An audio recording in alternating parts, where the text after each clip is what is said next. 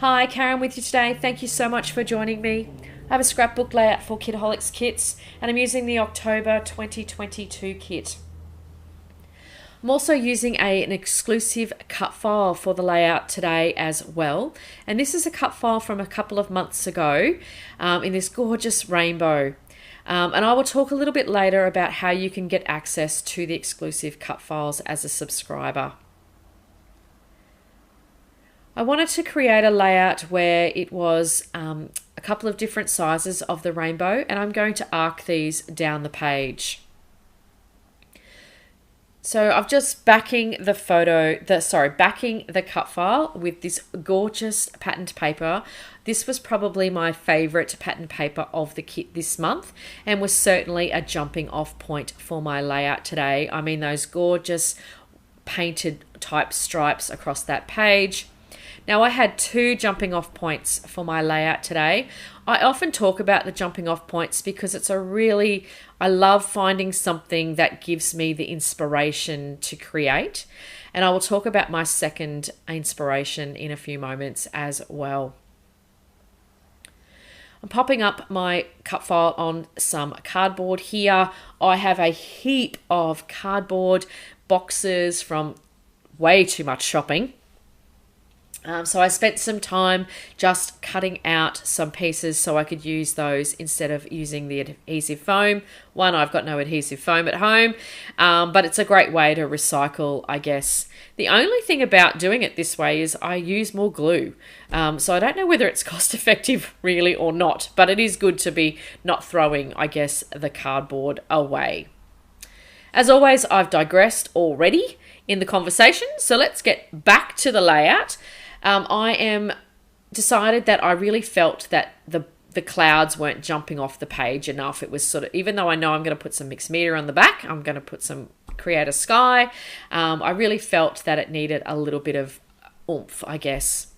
Now, I learnt this technique from the wonderful Missy Whiddon, and she talks about giving the clouds some dimension on the page as well. So I'm taking my lead from her. And just adding in a little bit of grey, sort of darker tones here just to lift it off. And to do that, in my stash, I've got some Dina Wakley watercolour crayons, which I've had for ages. I hardly ever pull them out, so this was a good opportunity to do that. And I just smooshed a little bit down directly onto my cardstock, and then put some water on my finger and then smooshed it around, and it gives a lovely little dimension. Now, every rainbow needs a sky. I love creating rainbow layouts. I know if you've been watching my channel this year, you would have seen a few rainbow layouts. It has certainly been something that I've really loved and enjoyed creating this year. Excuse me, I apologise. I'm not going to press stop because it's about the 5th time I've done this edit. To create this one, I have place some clear gesso on my white cardstock because I knew I was going to use quite a bit of water. Now, the Distress Oxide that I'm using is one of the brand new Tim Holtz colours in the Uncharted Mariner. It is fast becoming my favourite blue. I tell you what, Tim Holtz has certainly outdone himself with the releases in the last 12 months or so. These new colours that he's brought into his his collection have been absolutely fabulous. Now, at the time that I'm recording this, I did get this from in-store, and I'm pretty sure there are still some available. If not, I'm sure if you reached out to Steph, she can certainly potentially order some in for you. It is definitely a great colour to have in your stash. Now, the clear, I don't think I've ever talked about the gesso that I use, and I'm currently using the Finnabair clear gesso. It is absolutely my favourite gesso. It is beautifully clear, obviously, but it's also smooth, so it doesn't leave that chalky feel that other gessos do. And there is certainly, and has been in the past, Steph will bring these into the store as well. It is my favourite, so I order this quite regularly, and whenever she does, there is always some of that stock in store as well, which I'm pretty sure there is some at the moment. And if not, definitely help me. I'll join you and I'll order some more too. All right, I've popped up the photos up onto some cardstock as well to back my photo. Some of the pattern paper again from the kit with Heidi Swap pattern paper, that gorgeous pink. And then I'm also going to pop up my photos onto some card as well. And I'm thinking at this stage I'm going to push these and sort of nestle them within that cloud area. The position does slightly change as I move forward, but you'll see that in just a moment. Now I'm going to talk about my second jumping off point. Like I said, I love finding things that I can create from and that give me inspiration. Now this one is my inspiration originally started when I first opened the ephemera pack and saw the clouds. Those little tiny clouds there, I then saw this layout in my head. So I guess the reason I'm telling you that little story today is I wanted to be able to say that anything can inspire you. A little tiny piece of ephemera, something that you see outside your window, something that's a piece on a piece of clothing. It can be anything. It could be even, I'm sitting in my scrap area now and it could be my cupboards. Like, it could be anything that create and give you that spark when you see your kit when it arrives. But that's the one thing I do when I get my kit. I look through it and my first thing is what on earth is the pattern paper? Which is the one that's going to be the one that inspires me the most? And generally speaking, my order of working then is I use the ones that inspire me the most first, because I really get an opportunity to get to know the kit and to really start to get a feel for how I'm going to create over the month. I'd be really interested to know how you go. Do you create on ones that you might feel a little bit of a challenge at first?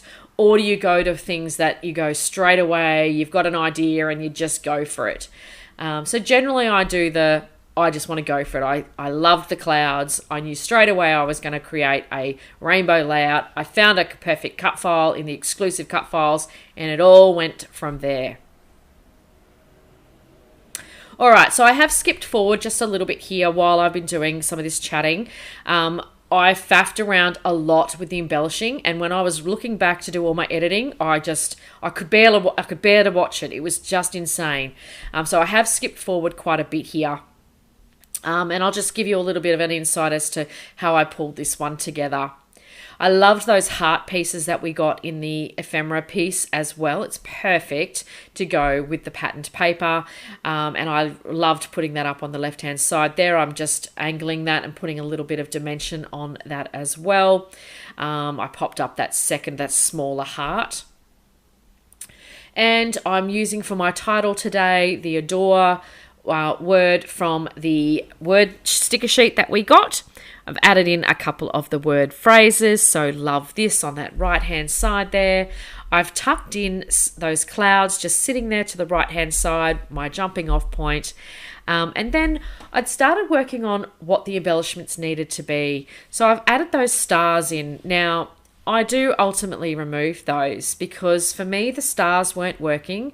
I hadn't built a night sky. So for me, I'd gone bright and not moody or not dark, so the stars just weren't working for me, and I got a little bit stuck on what I was going to do.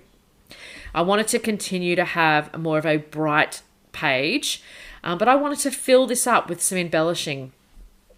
So what I ended up doing, I remembered that I still had a little bit of stuff left from my kit from last month, so the September kit. So the September kit had a couple of Vicky Bouton chipboard stickers, and it had some Paige Evans pattern papers as well. So I grabbed those out and thought, let's see if there's anything here that I can tone in. And that's one of the really great things about getting some of our kits here from Kitaholic Kits as well, is because Steph has given us a curated over the months, we can sometimes tone things back and share across a month, which is just absolutely fabulous, and it gives you an opportunity to be able to really use up your stash, and I really love that about the kits. So I've popped that gorgeous little bright butterfly at the top there, just tuck that in underneath the cloud and underneath that photo. And then I've got some fussy cut out birds, both on the right and on the left. And then I've got some of the fussy cut out flowers that I'd had already cut out in my stash as well. Just popping those around the page just for an added little bit of interest close to the rainbow arcs. Now, I don't think I mentioned before that when I did my background, I also did put some white splatters on the page. You know me, I love some splatters, whether they're gold or they're white. Splatters go on everything, and I just love the added extra interest that gives. Now, I was going to talk to you about getting hold of the subscriber cut files. So every month, if you become a subscriber to the Kitaholic Kits, once you've subscribed, if you take a 3-month subscription or beyond, you are added into a private Facebook group where we share then some exclusive products for you every month that go really well with the kits. So you get free cut files and you also get free printables as well. Now the printables are fantastic. They're an added way of being able to add more elements to the page, a lot and more ephemera, etc. to the page. So obviously I strongly encourage you to check it out. I'll have all the links below around how you can take a look at the subscription details and all the things in store.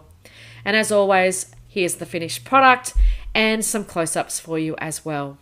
I want to thank you so much for joining me today. I know I have loved putting this layout together. I hope I've given you a little bit of inspiration, and I'll see you next time. Bye for now.